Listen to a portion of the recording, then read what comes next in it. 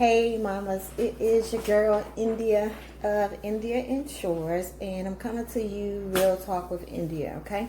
And this one is just for you mamas. So I want to share a story, right? The saying goes, if mama ain't good, ain't nobody good, right? And that's so true. So personal story, real talk. So a few years back, my dad was living with us. So I was, his primary caregiver at the time. He was wheelchair bound, and he had upper body strength, but lower body he couldn't walk, and he used a wheelchair. And so he lived with me and my children, and I did have help. Was blessed to have a aide come in 4 days a week, Monday through Thursday, for 4 hours a day. So the rest of the day and Friday through Sunday, I had no help. And it was a lot. 3 children, your dad, it can become a lot, right? And I remember one day, it had to have been a Friday because the aide wasn't there. My dad slipped. He was trying to move himself from the tub back to his chair, and he slipped. Normally he waits for me to come in and help him get from chair to chair. This day he wanted to kind of like try to do something on his own, and he slipped and fell. And so my dad is 6 feet tall, 190 pounds, and it's just me, and I'm trying to lift him up off the floor and get him back in the chair.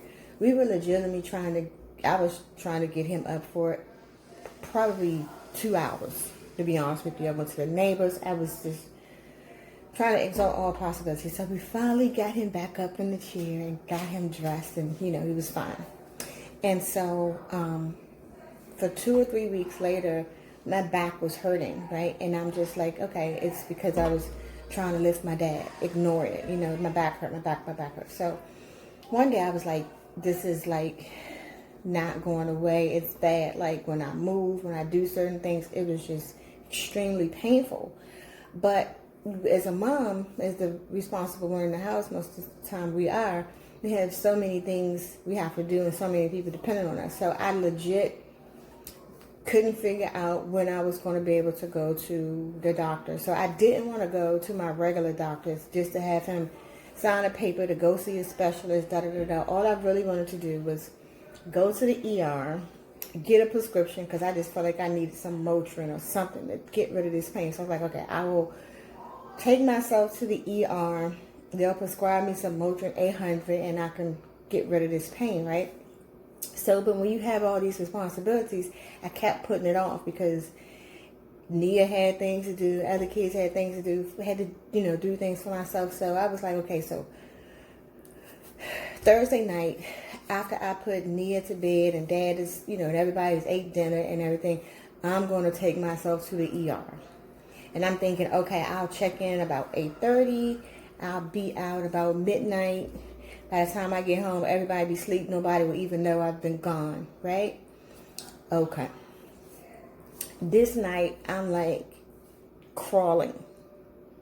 Like, I got to get to the hospital because at this point, it was just bad.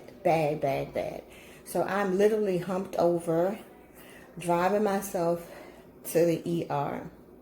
I get there, I check in or whatever, and I'm waiting, and I'm not in emergency. I didn't come in by ambulance. I'm not as important as other people there because I'm complaining about back pain.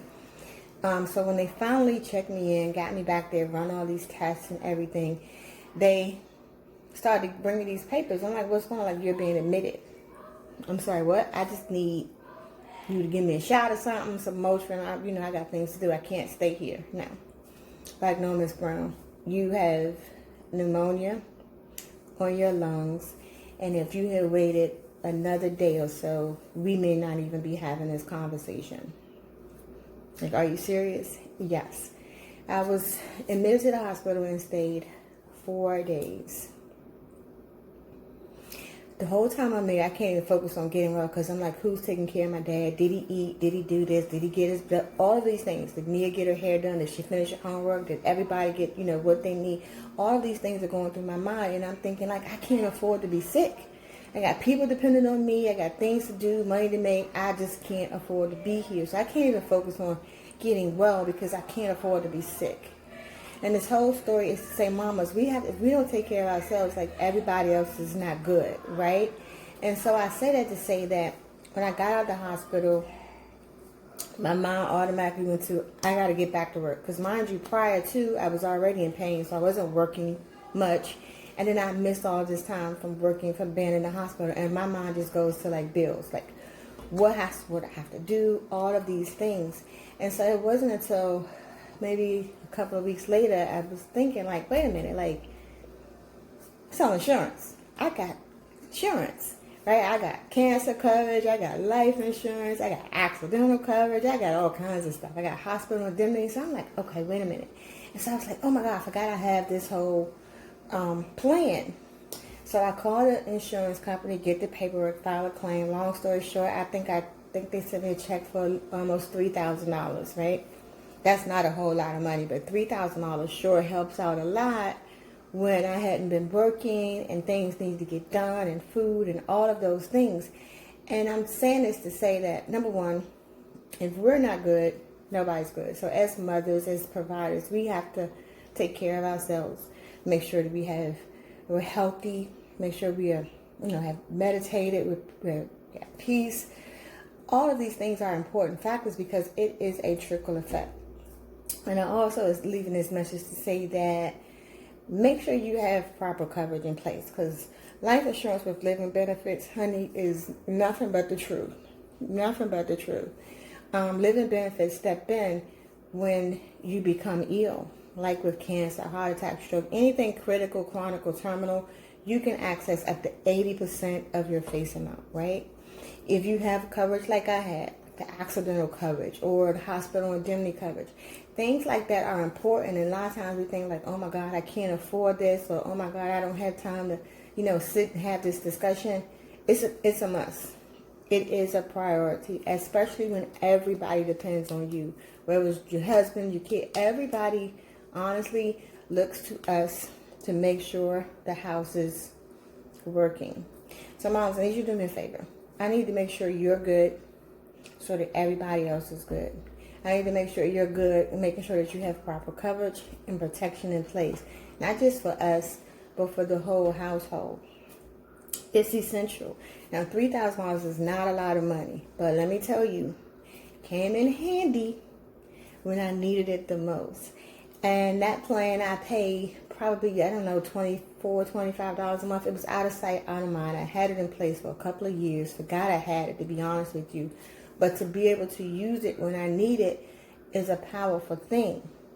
And so that's the whole point of this. So just to make sure that we're good. Make sure we're properly protected. Make sure we're properly covered.